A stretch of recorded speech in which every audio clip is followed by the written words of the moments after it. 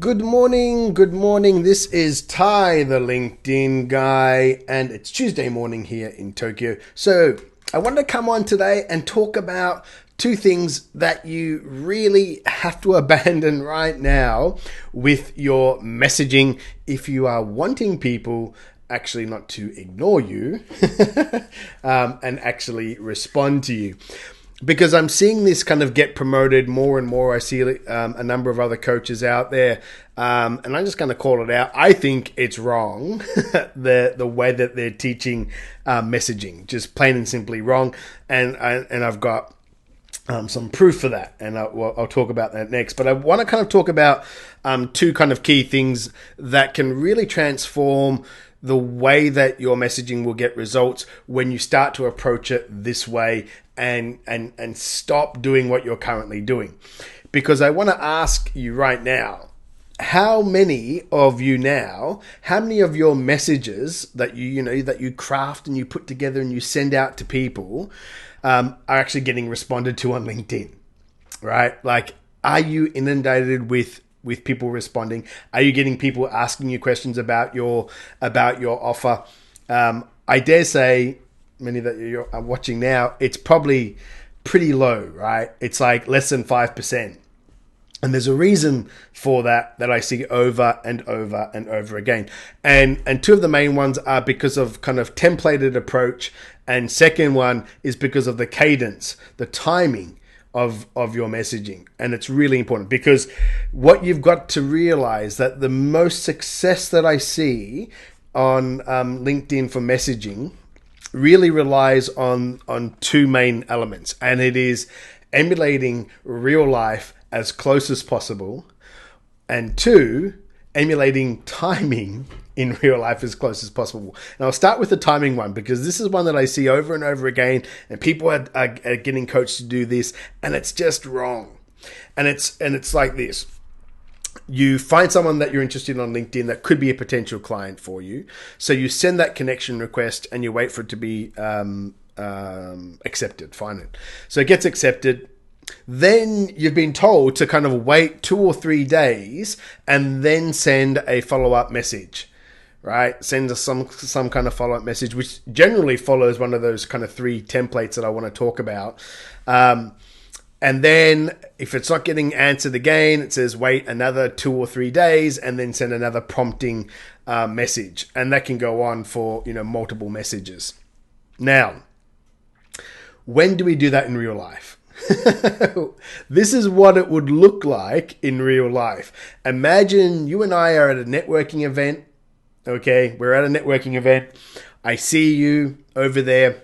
I walk up to you and I say, oh, hi, I'm Ty, I'm the LinkedIn guy, and I help businesses generate, leads and get client acquisition via LinkedIn.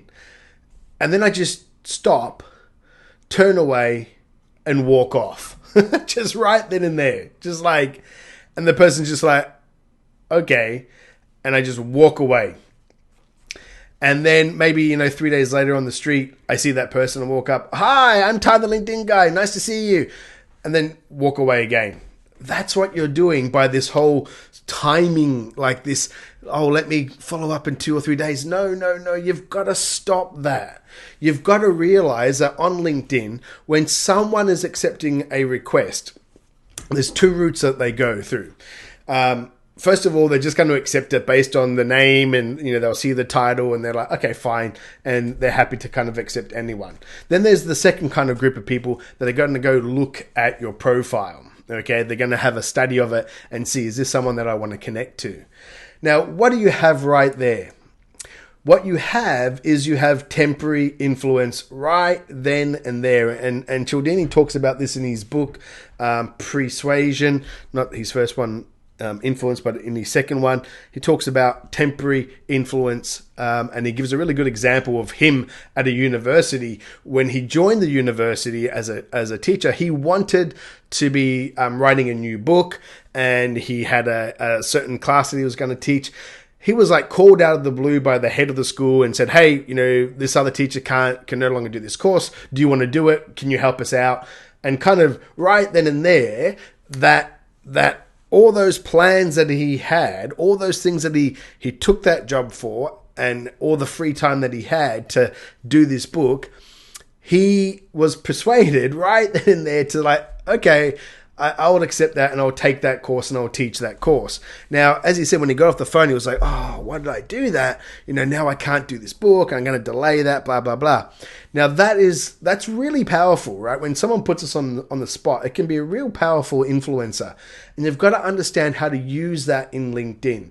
Because when you've connected with someone and when they've viewed your profile, particularly when they've viewed your profile, you are top of mind, right? You are top of mind right then and there. Now, the good thing about LinkedIn now is that the messenger box, although it's not the best, it shows us when people are online, it shows us when people are on the mobile app, and it's in real time, which is kind of cool. When you run your connection strategies, you should be running them in a time block and at certain times when you know that most of your ideal client avatars are kind of using LinkedIn. Anyway, besides that, once they connect, you should be taking action immediately. Now, people say, oh, but that's so pushy and that's so salesy. No, it's salesy because what happens next is the message that you use to follow up is crap, right? That's where the problem occurs. And that's when the uncomfortable feeling occurs that, oh, I'm rushing this. I've got to wait 2 days now for this person.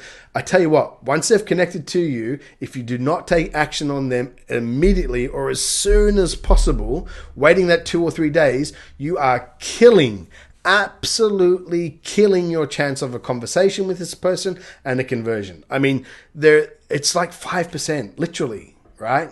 That means 95% of the people that you're connected to aren't even interested. Now, once you connect, and you have your messaging as well.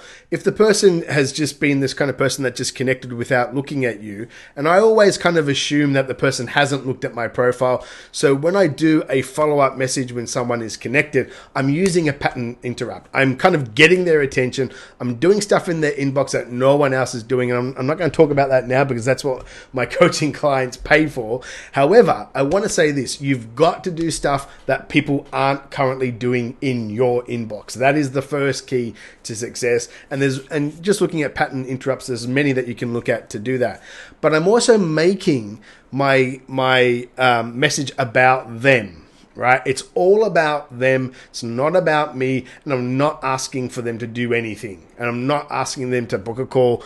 And this is where I see three kind of major message faux pas. The first one is that, hey, let's connect for mutual benefit. And that, oh, I do XX. If I can help, just reach out. Or it's like, hey, I do XX. I solve this problem. Here's a link to a scheduler. Please book a 15-minute chat with me. Or it's the third type, which is that value vomit, which is that, oh, hi, I do this and that, and here's a link to the top 15 things that you've got to do, and here's a video that you can watch about the 5 things at XXX, and here's a link for a 15-minute chat with me. So those kind of 3 message formats I see over and over and over again in the inbox. And if you're using that, you've got to stop because they don't convert. And they don't convert because you're not getting clients, right?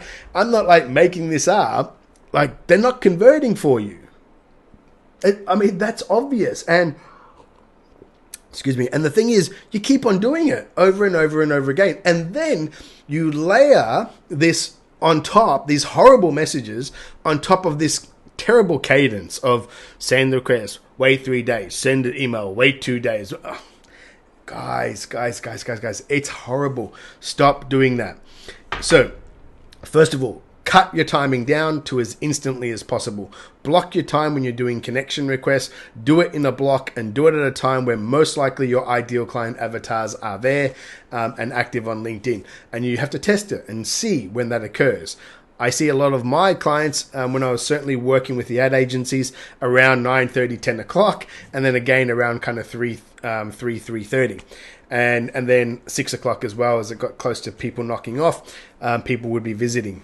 So once you've got your timing right, then it's about getting those messages. Stop your templated messages. You really need to take them through a syntax. And when you work out a syntax, right, it's going to for them, It's not going to feel contrived. It's not going to feel fake. It's going to feel genuine. It's going to feel authentic, but it actually is going to be planned by you. And I want to kind of give you a framework for the messaging. So your strategy really needs to include these kind of elements. You have to have that rapport building phase at the top of, the whole messaging strategy, rather than these horrible templated stuff. Rapport building. And I find making it about business makes it easier to transition into a discussion about the problems that you solve later. So in your rapport building, find something to love on them. It's as simple as that. Find something to love on them and make it personal. Now, you can, as I said, I think you should, in most cases, make it a business-orientated kind of rapport building process. Now, if there is some overwhelming connection with this person, some kind of unity that you can use, which is a really, really powerful influencer. For example, if you were in the Marines and they were in the Marines, or you were at this certain school at the same time that they were at this certain school, then your rapport building can be based around those personal non-business things, and then you can transition smoothly because there's actually a higher level of connection. If not, your rapport building should be centered around their business, okay? And still, you can still get rapport and get into a discussion and get personal with someone in a business related manner, okay? And it will absolutely make your transition so much easier. So rather than going in with one of those horrible templated, you've got to go in thinking formula and syntax. So go in with that rapport building. The second thing that you should really go into is kind of identifying that problem that they have and assessing, are they a fit for you? Okay. And you do that through crafting questions that are a natural flow in the discussion, right? And you've got to think about how you act in a networking event, right? And you've got to bring that into your messaging. Now, it's all about them again. You're not talking about solution, right? That's the next part. Once you've got that rapport and they're actually answering you and they're going that back and forth and you're leading them through, identifying that problem, you've got to reveal to them that there is a solution to that problem and it's available, right? Because the next phase of that process is having them ask for that solution. You want them saying, well, kind of tell me about that. And that's where you're transitioning them off LinkedIn. So with my clients, we really look at those kind of 5 parts of communication on LinkedIn, and we wrap it around timing issues, because it's really, really important to maximize that temporary influence and take advantage of it when you connect with someone. Now, with that framework, it's a deliberate framework, and we take people through this call. Now, as I said, when you're doing it, you kind of know what's coming because you've practiced it. And I can tell you what, though, when it's done well, the people on the other end, they don't know that they're going through a deliberate formula. It feels very natural. It is all about them, which they love. It is all about uncovering that kind of problem. And again, it's all about getting it right from the start, that you have identified your ideal client avatar properly. You have gone after the low-hanging fruit, in the sense of you've gone after the most active players that are on LinkedIn. And then the other component is having that profile that absolutely talks to them. Because remember what I said at the start, that some people are going to connect your connection request without looking at your profile, and some will go to your profile first. What I've seen and what I've observed looking at the consultants at the firm where I was a partner, was when there was a message, everyone went back and checked the profile and checked the person out. So although they connected and sometimes would get into, would accept a connection request without actually looking at their profile, everyone, when someone popped up in their inbox and used some kind of pattern interrupt that I coached to in particular, people would go back and look at their profile. And this is going to be the kicker. This is the juice on top. When you have a profile that is structured in a way that talks to your ideal client avatar, that shows them that you know their pain, that you understand their pain, and that, there's some social proof in there. There's elements of that social proof. The profile is all about them. It's all about solutions. It talks to them. It resonates with them. That's what then kicks it up the next notch and allows these people to stay in your inbox and then take the conversation further down the line. And that's when you can execute your transition kind of phase where you're making questions, as I said, that gets them to ask for your solution, and that's where you're taking them off LinkedIn into your sales calls, into your webinars, whatever your off LinkedIn sales process is. But that's one thing you can't ignore. If your profile then is not congruent with the messaging that's going on and the way that you're interacting with that person, if you've just got this online resume that sucks, that looks like everyone else, it doesn't mean it's going to kill the deal. But having the opposite, having put the time in to formulating a profile that is all about them, that is focused, that is more like a website, more like a promotional page, rather than a key responsibility list and key success story list in a resume, then you have a much higher chance of getting them to stay in conversation with you, keeping rapport, and then moving them out the other end. So that's what I wanted to talk about today. Get rid of the templated method. It doesn't work. Put in a formula that goes through a framework. And the one that I see the best that works is rapport building, then moving into IDing that problem and assessing them as a fit for you, revealing a solution's available, having them ask for that solution, and then transitioning them off LinkedIn. And doing it in a way where the timing is not this horrible cadence of 2 days waiting, 3 days. It's horrible. Stop doing that. Stop doing that. You want to try to make it as instant as possible. And I know you can't be on LinkedIn 24 hours a day. I'm not saying that. You block your time. So, you're still maybe within hours of a connection. But certainly when you start doing this consistently, you will see that when you send out a certain amount of requests that you get, excuse me, you get a sudden influx and inflow of acceptance right then and there in real time. So they're the ones you obviously act on straight away. And then you can conduct follow-up sequences later in the afternoon. But there you are. That's my thoughts for the day, because I'm seeing it get coached out there, and it's just rubbish. It's just rubbish. You are truly wasting the opportunity. You're wasting temporary influence, which can be really powerful persuasion technique. And I see too many people doing that. And with the templated stuff, just stop it. They don't convert. And if you keep on doing it, it's not going to change, right? It's not going to change. So start to think about how you're taking people through a conversation. And when you go into a conversation, there's always got to be an outcome in mind. You have to be thinking of how, where I'm leading this person and what is the goal with this discussion. All right. That's it for me. I hope that kind of gives you some food for thought. And if you've got any comments, please leave a comment. Excuse me, my throat's going on me. If you need any help, reach out to us, book a call with us. We can look at what's working with your LinkedIn sales funnel, what's not working, and where you want to go with it. If that's something that we can help you with, we will absolutely tell you so, and we'll show you a blueprint of how to do it. If we can't help you, we'll tell you that as well, and we'll send you on your way to a different resource that can help. Alrighty, I'm done. See you guys. Bye.